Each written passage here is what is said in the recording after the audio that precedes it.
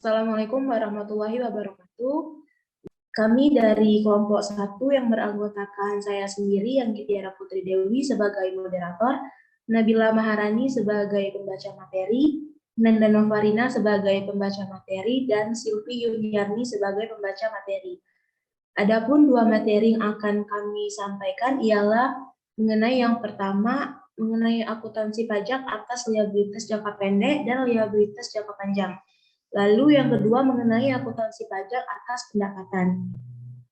Baiklah, materi pertama akan saya bahas mengenai akuntansi pajak atas liabilitas.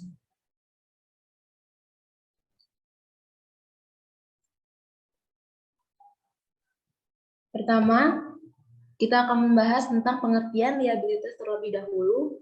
Menurut PSAK nomor 57, liabilitas merupakan hutang perusahaan masa kini yang timbul dari peristiwa masa lalu yang penyelesaiannya dapat mengakibatkan arus keluar sumber daya entitas yang mengandung manfaat ekonomi. Menurut PSAB, liabilitas merupakan pengorbanan manfaat ekonomi masa mendatang yang mungkin timbul karena kewajiban sekarang suatu entitas untuk menyerahkan aktiva atau memberikan jasa kepada entitas lain di masa mendatang sebagai akibat transaksi masa lalu. Liabilitas dikategorikan ke dalam dua jenis berdasarkan waktunya, ialah liabilitas jangka pendek dan liabilitas jangka panjang. Liabilitas jangka pendek merupakan liabilitas yang diharapkan akan dilunasi dalam waktu 1 tahun atau satu siklus operasi normal perusahaan dengan memperhatikan mana yang lebih lama. Suatu liabilitas diklasifikasikan sebagai liabilitas jangka pendek dengan persyaratan yang pertama, entitas mengharapkan akan penyesuaian liabilitas tersebut dalam siklus operasi normalnya.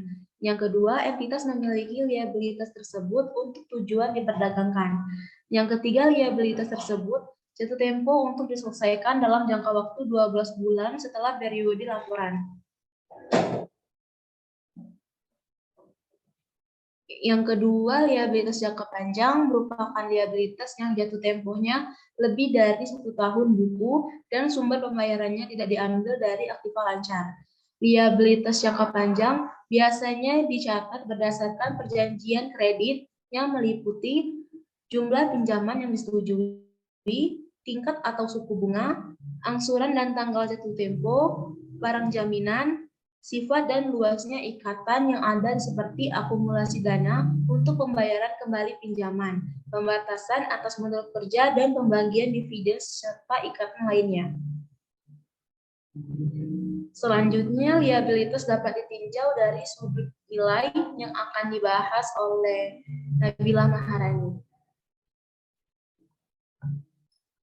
Selanjutnya, liabilitas dapat ditinjau dari sudut nilai, yaitu yang pertama, jumlahnya telah pasti atau jumlahnya merupakan taksiran.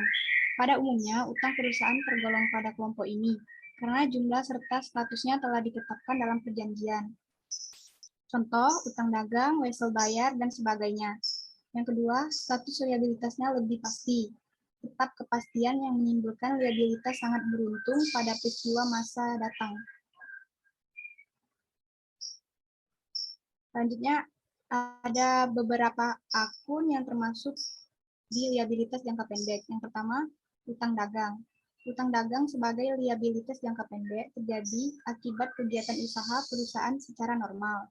Apabila terdapat potongan pembeli.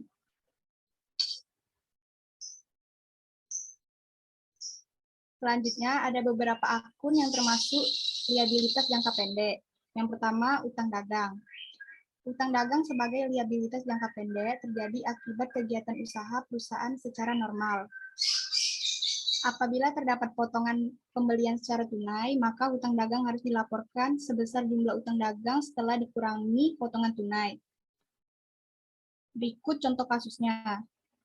Pada tanggal 1 Desember 2015, PT Lestari membeli barang dagangan sebesar 40 juta secara kredit sesuai perjanjian dengan kedua belah pihak.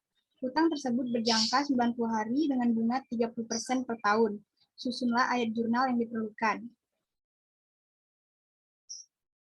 Jawabannya, Pada saat transaksi pembelian tanggal 1 Desember 2015, akun pembelian berada di sisi debit sebesar 40 juta dan akun utang dagang berada di sisi kredit sebesar 40 juta. Pada saat penyesuaian tahun 2014, pada tanggal 31 Desember 2015, akun bunga berada di sisi debit sebesar 1 juta dan akun bunga terutang berada di sisi kredit sebesar 1 juta. Pada saat pelunasan, pada tanggal 1 Mei 2015, akun bunga berada di sisi debit sebesar 2 juta dan akun bunga terutang berada di sisi kredit sebesar 2 juta.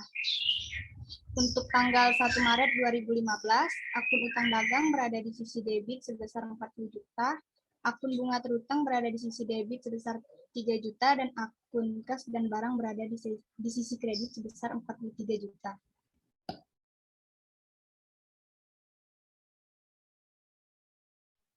Selanjutnya akan disampaikan oleh Nanda Novarina. Berikut beberapa akun yang termasuk liabilitas jangka pendek. 2. Utang dagang dengan jaminan. Apabila penghasilan dan biaya dipertemukan, maka utang dicatat dalam periode penjualan dan selanjutnya apabila terjadi perbaikan atau pengembalian, utang tersebut akan dikurangi. Yang ketiga, wesel bayar atau utang wesel. Utang wesel adalah kewajiban kepada pihak lain yang dibuktikan dengan janji tertulis tanpa syarat untuk membayar sejumlah uang tertentu pada tanggal yang telah ditentukan.